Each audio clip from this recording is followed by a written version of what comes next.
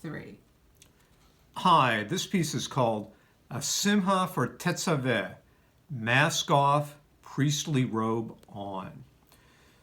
Starting with the Shabbat reading of 2 weeks ago, I'll always remember Parshah Tetzaveh as the portion where the mask came off and the priestly robe went on. Tetzaveh in the book of Exodus deals with the garments worn by the high priest. These are the aprons, the ephod, robes, tunics, turbans, and sashes. One part, the breastplate of a dozen precious stones, contains the Urim and Thummim. The Urim and Thummim are like a Jewish version of the magic 8-ball, to reach for a kind of rough secular comparison. When the high priest asked a question, stones of the Urim and Thummim lit up to give God's answer. Keep that thought in mind. So the material here requires a lot of interpretation to bring it to life in visualization. Otherwise, it reads kind of dry, like a corporate bond offering prospectus. Several Bible volumes that I've seen provide drawings of the garments and the breastplate to help readers make sense of the prose. I'm particularly fond of one from the Stone Humash, where the artistic approach depicts the ephod, the breastplate, or the robe, with a groovy 1960s styles paisley design. I became intensely aware of garments that Saturday when I reached the office building that currently houses my shul, Chabad of Bedford, New York. The building keeps offices for medical firms, so signs related to the pandemic protection covered the doors. Dozens of times I walked through the warnings about masks and social distancing. Well, the warnings faded into the pandemic landscape. I stopped noticing them, but of course I kept following the warnings. Then, when I showed up for Tetzaveh, the signs were gone, all of them. Nothing remained but ghostly strips of Scotch tape on the doors. The door looked shockingly empty.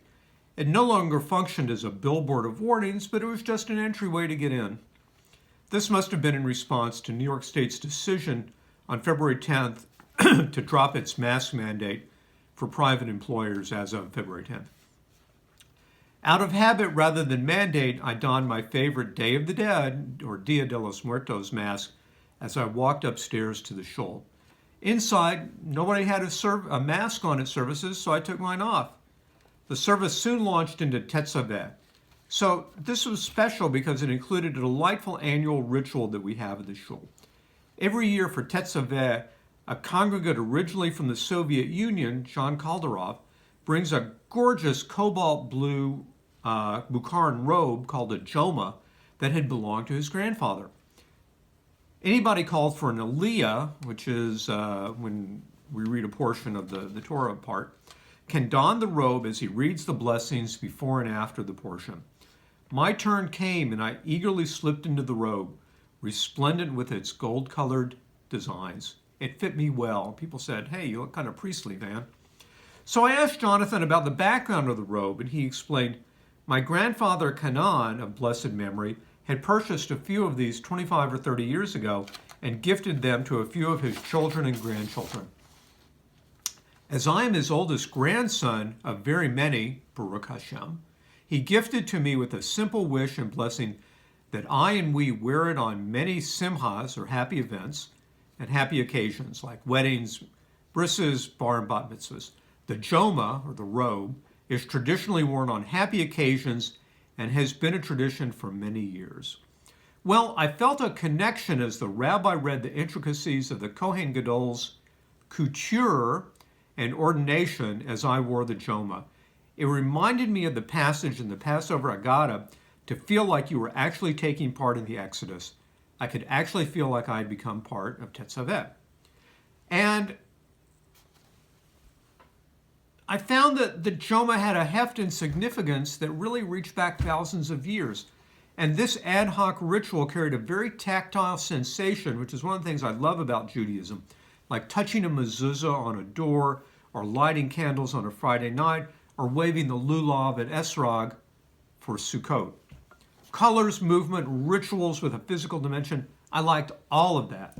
The joma connected my friends and me with Tetzaveh, in a visceral way. And that, in Jonathan's phrase, is a simcha, a happy event. The mask, by contrast, goes back 2 years, and I fervently hope it will recede into the past and not become a permanent fixture in our lives. One funny thing that happened after I finished doing the prayers, or my portion, I put the robe on the next man in line to have an aliyah, and I said, I feel like I'm the guy putting the cape on James Brown back in his concerts when he would like collapse on stage and somebody'd come out and put a cape on him. So anyway, the Bukharan Joma left me with a warm feeling about Tetzaveh, a Parsha that earlier I never really could get that into. I'll always associate Tetzaveh with both the Bukharan robe and this simcha at the end of the New York mask mandate. The robe went on, the mask came off, and that cannot be a coincidence. It really can't be. And you know what? I don't need to consult the Urim and Thummim to figure that out. Thank you.